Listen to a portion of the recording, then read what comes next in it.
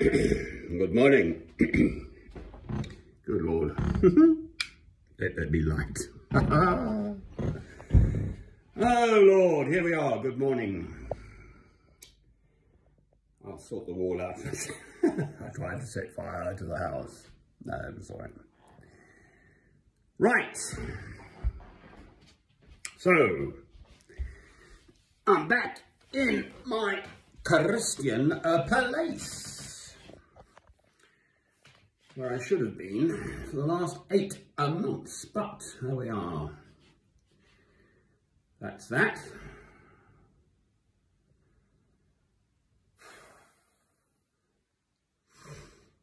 I am a Christian, I love God through Christ, and yes, I'd love this place to be filled with people and laughter and music and worship and anything. Yes, of course. I have to have a place to do it in, and that place has to be somewhere, as old Spike Milligan said once, apparently. For those old enough to remember the Goons and so on.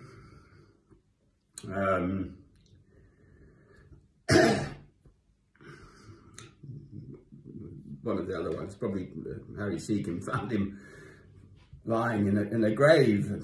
What are you doing there? And the response was, well, I have to be somewhere. Well, I feel about the same, quite frankly. I can't spend the rest of my life sleeping in a blooming porch of a Baptist church. The problem with having a place is, for me, actually, is the moment I sort of sorted, well, then I have to take up this cross of, and what about the rest of the world, for heaven's sake? I'm listening here on this magic machine to these Carthusian monks at their home monastery. La Grande Chartreuse, moi je parle français, alors. Anyway, it's in the mountains, in the sort of middle south of France. And their whole lives are just dedicated to this, contemplating God, praying. Well, I know that's not my path. So I've been rather battered myself by the world. I seem to be at the tail end of the, I think it's Eunice, is it? This last storm going through. Pictures of people in London being blown over by the wind. Ooh, goodness gracious me. Right, so if I have to have a place with a certain level of material comfort, which relative to whatever it is, 2/3 of the world's population, I mean, this is heaven, isn't it? Roof over one's head, you know, lovely warm fire, fresh, clean, potable drinking water, electricity. If you've got a little money in your pocket, food. I've got the old fridge sorted now, nearly, so I can have frozen vegetables. So that's me, you know. That table actually is solid. I think it's a veneer, but whatever wood it is, it's, you take the top off and the legs sort of fold, not fold, disassemble. But it's jolly heavy, actually. You know, I've got my place. Right, so that's that. Courtesy of the neighbours. Well, I can't help what people think of me. You know, that's up to them. I am a Christian. I love God through Christ. I try only to receive within me that love and then to give of it. Obviously, I'm just a human being, and obviously we all have our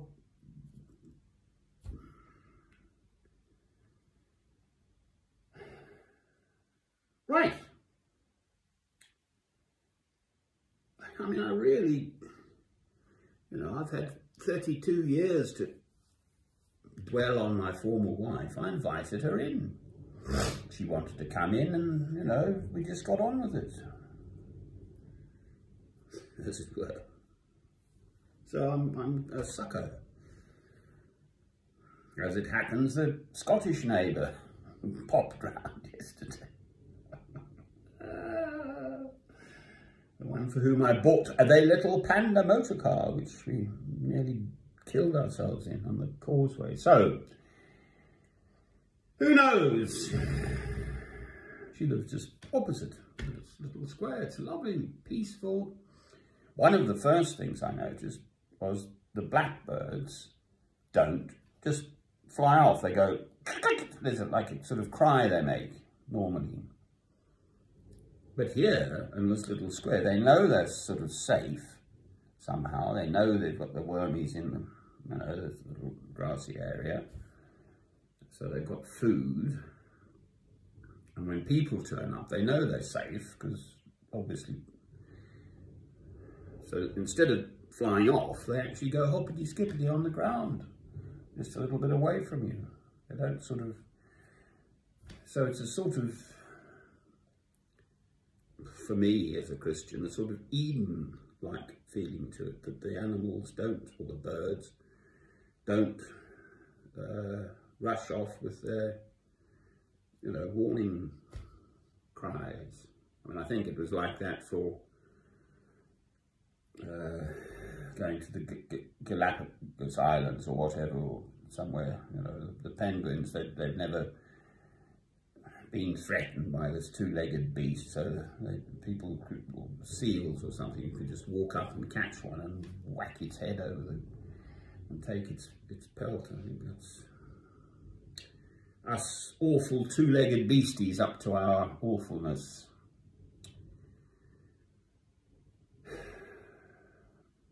Here we are, I'm alive. 2 nights I've had now. I wake up early, it's 5:30, but I've been up since 3, I think.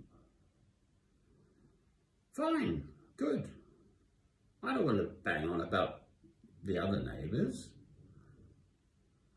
If I don't hate my former wife, well, you know, they're just a pinprick. I've hardly known them.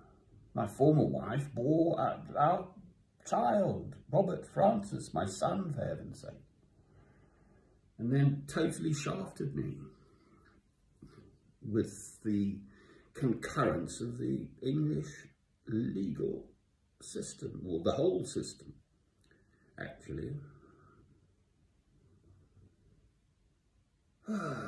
I.e. social workers and all that. I mean, I come from a good family. The idea of social workers in my life, oh, please.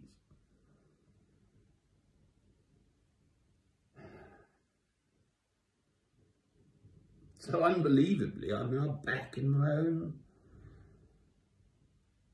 Christian broadcasting place. And yes, I want people to come. I put my Google Maps, so it's Christian broadcasting place, and I put my telephone number there.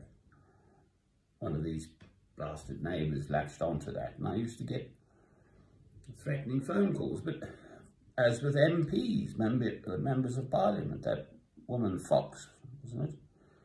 Some nutter came and stabbed her.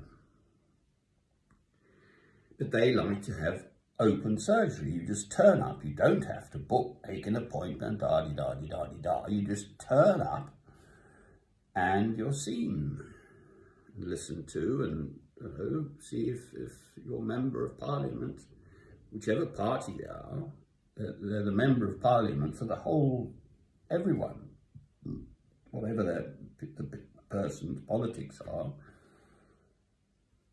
That member of Parliament is enjoined to represent them. You know, but if you're thinking, oh, they got a knife, are they going to stab me? Well, that's not very nice, is it? So, if I want to welcome people, well, I mean, someone suggested I ought to have, if I put up a camera or something here, well, you know, if I say, this is interesting to me, I'm afraid, in the courtroom, you have to swear an oath before you go into the box, as it were, and on a Bible. So they've got a Bible sitting there, but I think for Muslims or Hindus or whatever, you'd swear that they would swear on their holy book, as it were. I'll tell the truth, the whole truth, and nothing but the truth. Well, I swore on my old Bible. I said, "Do you mind if I use my Bible?" "Oh, no, that's all right." What is a Bible? That's self-evident. It says Holy Bible on the top, but I might have a secret compartment inside with all sorts of secret magic stuff, which in fact is exactly what is in there, and no one ever opens it to have a look. So I swore in my Bible, "I shall tell the truth, the whole truth, and nothing but the truth." Well, if I say those words, I really actually do mean them. I can't say something which I know to be untrue. I might hold back on you can't tell the whole story in just a few minutes, can you? So the thwack a child thing, you see, I meant to have thwacked the neighbour's 4-year-old child with my other great big staff thing. "Thy rod and thy staff shall comfort thee still," from Psalm 23.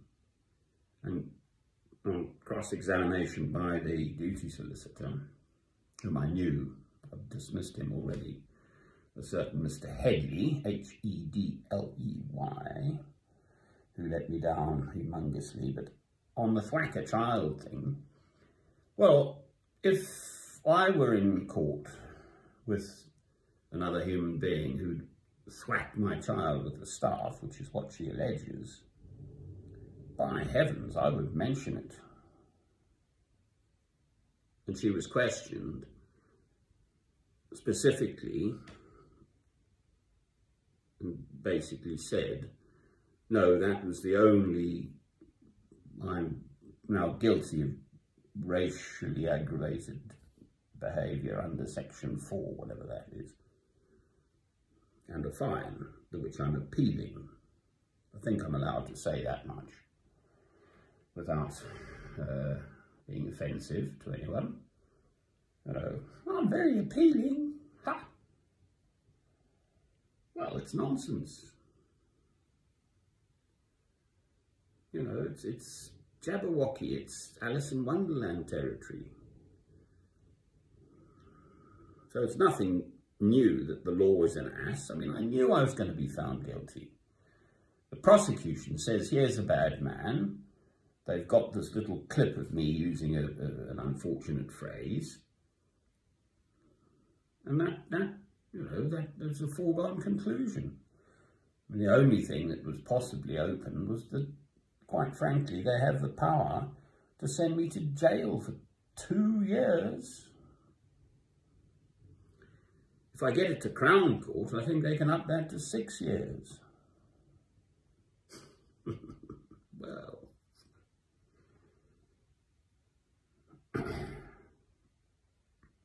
as a Christian,